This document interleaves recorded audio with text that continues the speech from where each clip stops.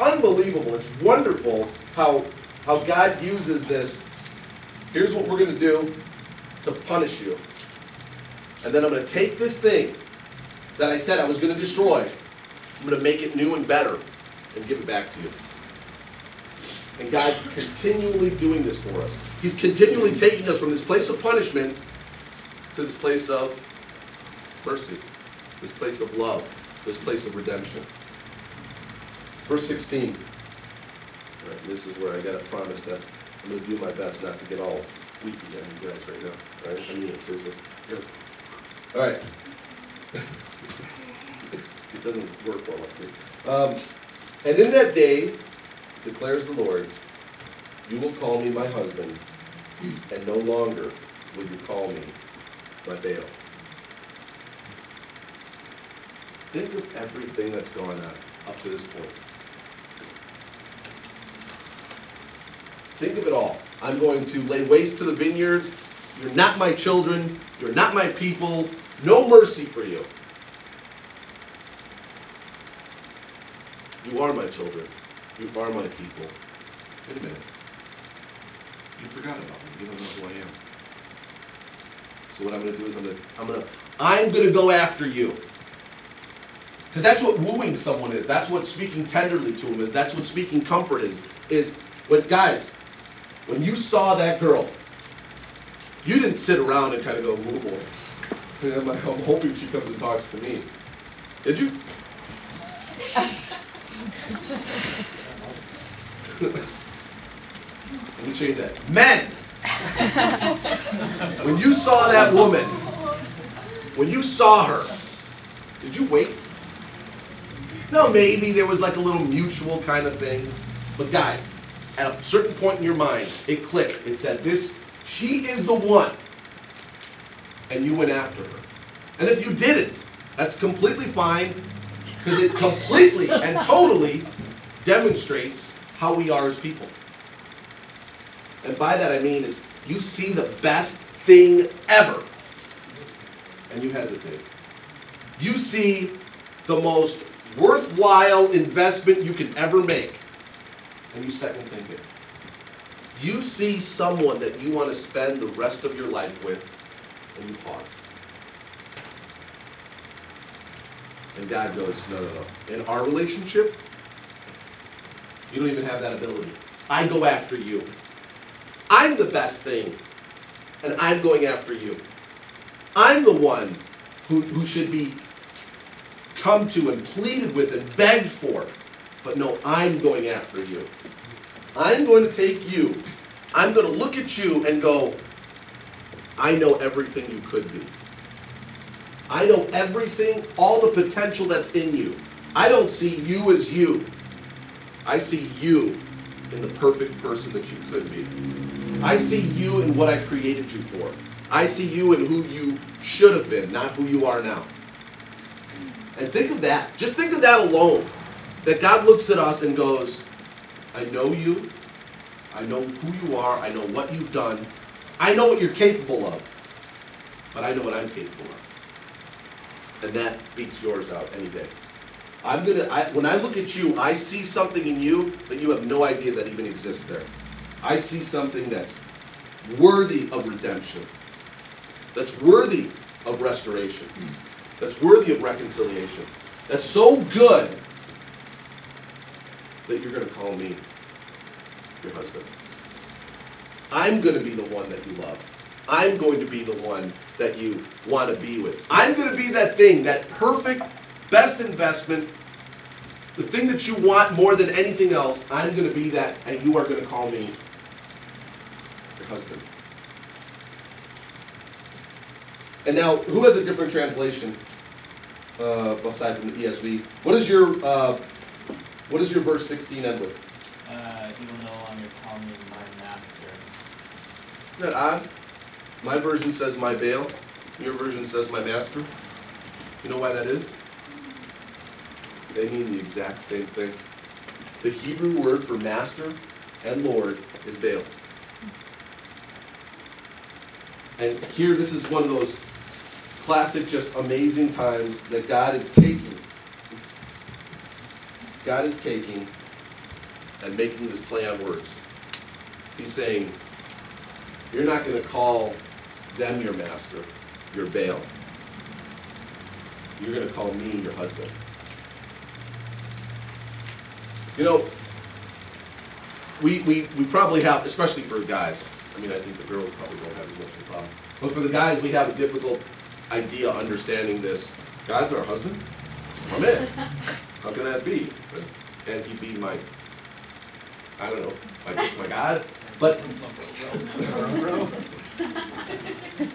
think of the idea that, you know, God doesn't go, you're going to call me all-powerful Lord and Master. He says, you're going to call me my husband. Now, what does that mean? Why my husband? Why is there this continuous picture of marriage when it comes to our relationship with God? What does it mean, my husband versus my Lord? There's definitely a level, well, you would hope, in the ideal sense of it, the person that you refer to as my husband, there's a level of closeness that doesn't exist in any other relationship. There's a level of intimacy that only happens in that relationship. There's a level of friendship that only occurs in that relationship. There are all these things, and authority and lordship, that occur in that relationship. You like how I snuck that in so that no the ladies will go, what? But there is. The idea of husband is intimate, close personal friend, companion, all those things, and authority and lordship. Which is why you'll hear stuff like, in the Old Testament especially, because in the New Testament they don't really, you know. But you see Abraham and Sarah, what happens with Abraham and Sarah? What does she refer to Abraham as? Or what?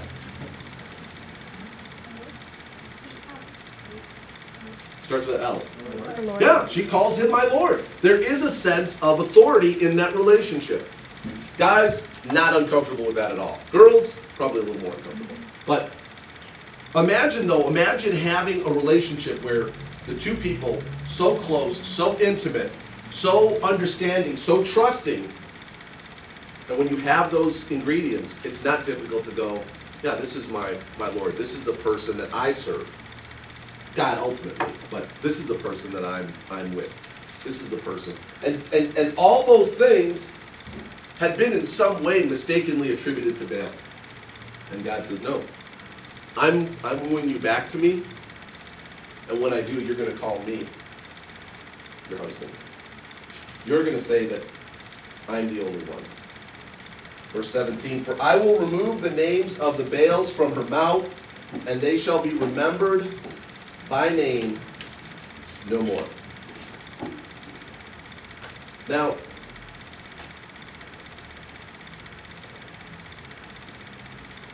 God not only is wooing you, He's not only like taking you back to this place when you fully and truly relied and depended on Him, but He's doing something different. He's literally saying, I'm going to strike the memory of this other person out of you. Now imagine if we had the ability to do that literally. If we had the ability to redeem a relationship and go, yeah, I know you've been unfaithful to me. I know that you haven't been true to me. I know that there's been someone else. But not only am I going to call you back to me, not only am I going to shower you with gifts and love, and you're going to refer to me as your husband, but there's another thing. I'm going to take that memory out of that other person that you were involved with, wipe it right out of your mind. You're not even going to remember that.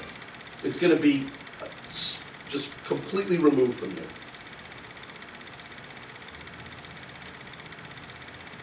And I think that this verse just gives us so much hope. And for a lot of you, you may have read this and just been like, whatever, not a big deal. Or for some of you, it may have some significance. But think of that. God's saying, you're going to call me your husband. And you're not going to think of that person anymore. That other person that you worship. You know who's doing that? Who does that? Do we do that? We're incapable of doing that. Who does that? Just God. God's the only one who does that. Do you ever realize that?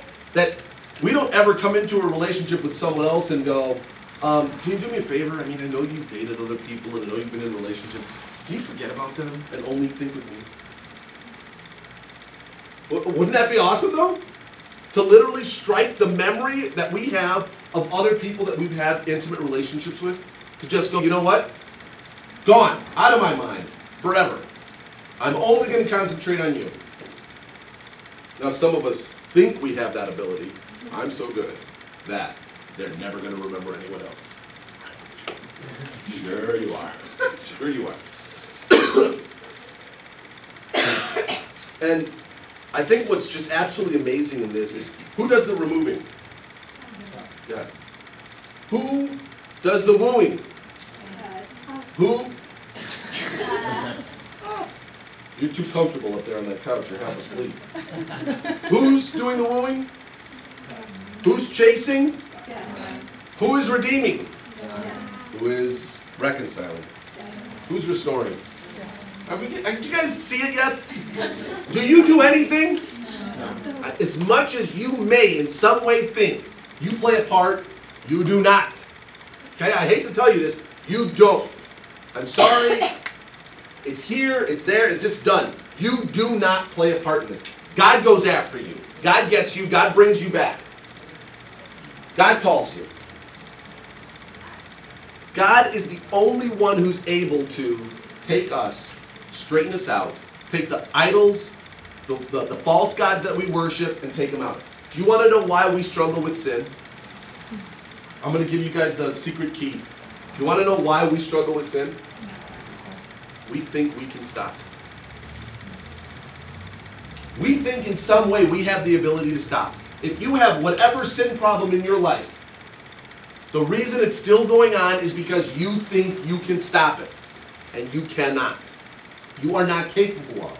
If you were, who wouldn't you need? Have we not seen this just in 2.5 chapters of Hosea? That you don't have it in you. The other thing is you probably don't even want to. Which is why I stress so much the idea of community.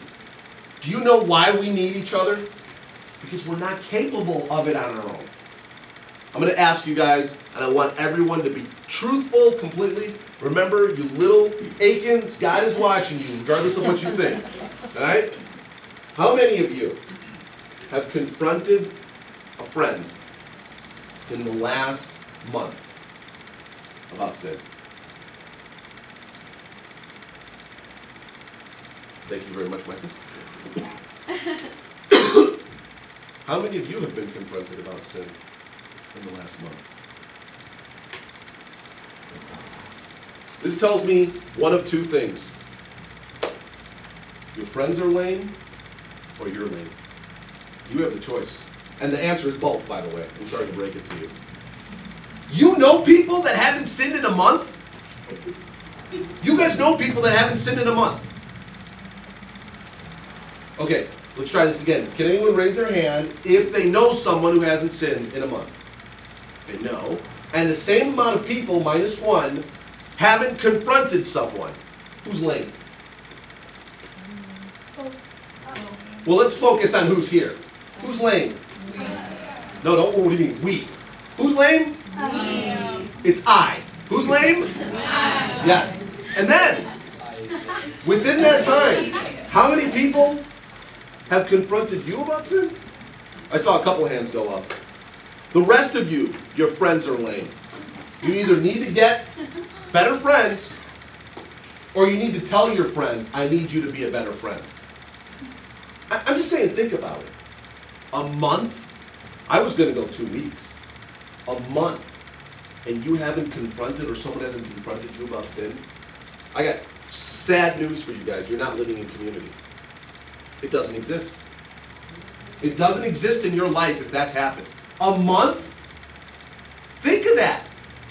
We are actively and willfully disobedient to God, rebelling against God. God says, you know what I'm going to do for you guys? Not only am I going to provide you a Savior, I'm going to provide you a community to help one another.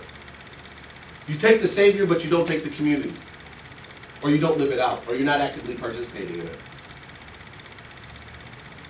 Minor prophets, what are they about?